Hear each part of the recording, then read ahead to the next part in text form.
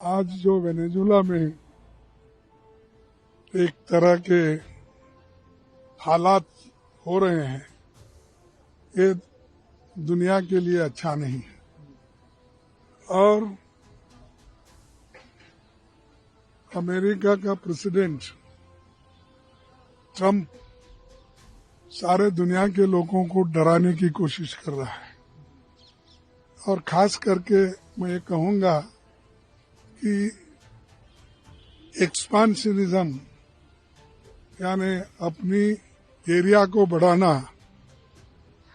और एरिया को बढ़ा के अपनी छाप रखने की कोशिश जो व्यक्ति करता है वो बहुत दिन टिकता नहीं। कि बहुत से ऐसे लोग, हिटलर जैसे लोग चले गए, मुसोलिनी जैसे लोग चले गए, बहुत से लोग जो गलत विचार रखते हैं, दुनिया में जो पीस शांति भंग करने की कोशिश करते हैं, ये ठीक नहीं है। और मुझे और एक बात कहना जरूरी मैं समझता हूं कि हमेशा ट्रम्प मैं पाकिस्तान और हिंदुस्तान के बीच शांति लाने में मेरा बहुत बड़ा देन है। और एक बार नहीं, ऐसा कम से कम 70 बार उन्होंने कहा है।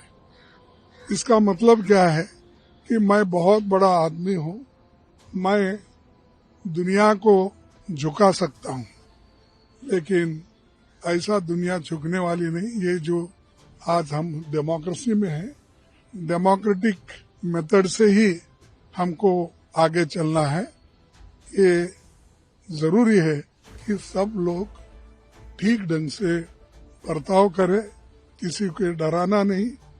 और जो नेहरू जी की पॉलिसी थी, लिव एंड लेट लिव, आप भी रहो, जिंदा रहो, दूसरों को भी जिंदा रहने दो, तो ये हमारी पॉलिसी है। लेकिन आज मैं एक वीडियो सुना, उसमें ये कहा गया है, अगर किसी के पास है तो मुझे मालूम नहीं, तो उन्होंने, ये ट्रम्प ने कहा कि भारत के एम्बेसडर ने मेरे साथ मेरे पास आए और मिलके बात करे, और उन्होंने कहा कि हम रसिया से तेल लेना कम कर दिए। तब उन्होंने ये कहा कि अच्छी बात है, मुझे मालूम है मोदी अपने को इज्जत देता है और मेरी बात सुनता है, ये उन्होंने कहा। तो इसका मतलब क्या है कि मोदी जी उनके कंट्रोल में है। और वो एक बात कहा उन्होंने, कुछ ये कि वो अच्छे हैं और हमको खुश रखना चाहते हैं। तो इसीलिए मुझे एक डायलॉग याद आती है कि कौन सा एक पिक्चर, कर्म क्या कौन सा की, जिसमें बोला है मोगोम्बो खुश है, मिस्टर इंडिया। एक पिक्चर में कहा था कि ये बात एम्बेसडर कहने के बाद मोगोम्बो खुश है, ऐसा ट्रम्प ने बोला। अब इस तरह की अगर सोच रखने वाले लोग दुनिया में डराने की कोशिश करते हैं तो भारत झुकने वाला नहीं है।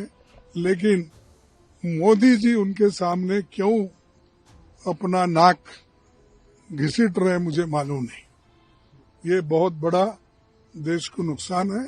खड़े हो जाओ, सब लोग देश के लिए खड़े हैं, मजबूत है। लेकिन तुम झुकने की बात करते हैं और वो कुछ भी कहता है तो आप मुंडी हिला दे। तो इसीलिए देश मुंडी हिलाने के लिए आप चुन के प्राइम मिनिस्टर नहीं भेजे। यहाँ पर आपको देश की रक्षा और स्वाभिमान, गर्व के साथ बात करना चाहिए, ना कि मेरी बात सुन के उन्होंने आयल कम कर लिया, मेरी बात सुन के उन्होंने शांति लाई। ये सब क्या दर्शाता है? ये सब दर्शाता है कि भारत कमजोर है और जो भी हम कहते हैं वो करते हैं प्राइम मिनिस्टर, ये मैसेज जाता है, इससे बहुत बड़ा नुकसान हमारे देश को भी होता है। हमारे लोगों में जो एक जागृति है, स्वाभिमान की जागृति, वो कम होती है। सर, एक पड़ोसी मुल्कों के साथ जो रिश्ते इस वक्त हैं, खासतौर पर बांग्लादेश, देखा गया किस तरह से माइनॉरिटी पर अटैक हुआ, उसके बाद जो कदम उठाए गए, चाहे वो प्लेयर को रिलीज करना हो, ना खिलाना हो, उधर से कहा गया कि हम भारत में वर्ल्ड कप नहीं खेले, कैसे आप पड़ोसी? ये देखो, मैं इसको देख रहा हूँ क्योंकि ये देश का मुद्दा है, इसके ऊपर मैं बोला हूँ। ये खेल में कभी हाथ मिलाना, कभी नहीं खेलना, पहले भी ऐसी घटनाएं हुई है। हम पाकिस्तान में नहीं खेलेंगे, पाकिस्तान वाले हम इंडिया में नहीं खेलेंगे, तो इसीलिए ये बात और है।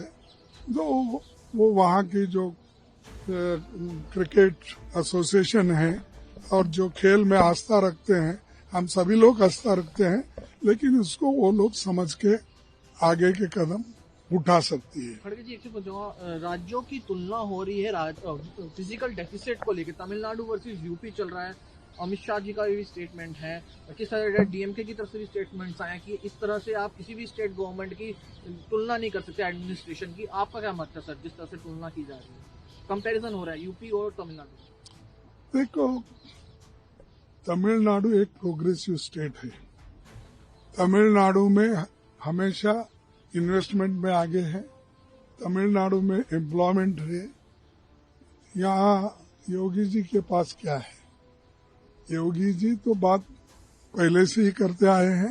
पहले यहाँ पर एम्प्लॉयमेंट देखकर यहाँ के युवाओं को नौकरी देने दो, इन्फ्लेशन कम करने दो, उसके बाद में बात करने दो।